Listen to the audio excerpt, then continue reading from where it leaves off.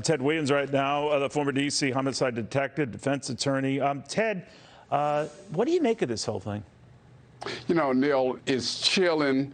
But I've been on here on your show on numerous occasions trying to sound the alarm about weak bail laws. Lee Zeldin in New York was a victim of weak bail laws. This guy was charged with attempted assault in the second degree. This is considered a non-violent felony. The judge in this case, unfortunately, hands was tied, and they had to release the guy. But what it says is somebody in Albany, New York, in the legislature, those politicians there are responsible for what happened to Lee Zeldin, and they're also responsible for this man being released early on under these unfortunate circumstances. You know, a lot of this reminded me of, a fan jumping up on the stage when comedian Dave Chappelle was performing. That could have been quite tragic. He was later tackled and dealt with, but he got up there. Very different circumstances. I know in Japan, where the former Prime Minister Abe is speaking on behalf of a candidate, is shot at from behind. People are caught off guard. He's dead. Disparate issues, different countries, but a lot more of it. What's going on? Well, again, with these weak bail laws out here, it is an encouragement for individuals to do the things that they do like this. I'm deeply concerned about politicians specifically during this political season. They're out there and they're very vulnerable. As you saw, Neil, this guy just walked up to Lee Zeldin like he knew him.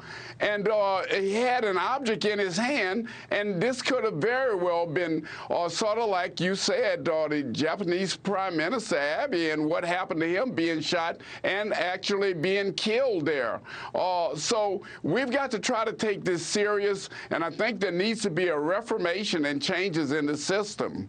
You know, but it gets back to something you've talked to me about quite a bit, the fractious and extreme times in which we live, where political differences have risen to the level where people get violent about it. Now, these type of issues are few and far between, but there are enough of them that have a lot of people wondering, are we going back to the 60s here, or what do you think is happening? Well, Neil, it's very scary. There seems to be a complete metamorphosis in this country where perhaps we are headed, unfortunately, back to the 60s. And at certain times, those were some very dangerous times that took place.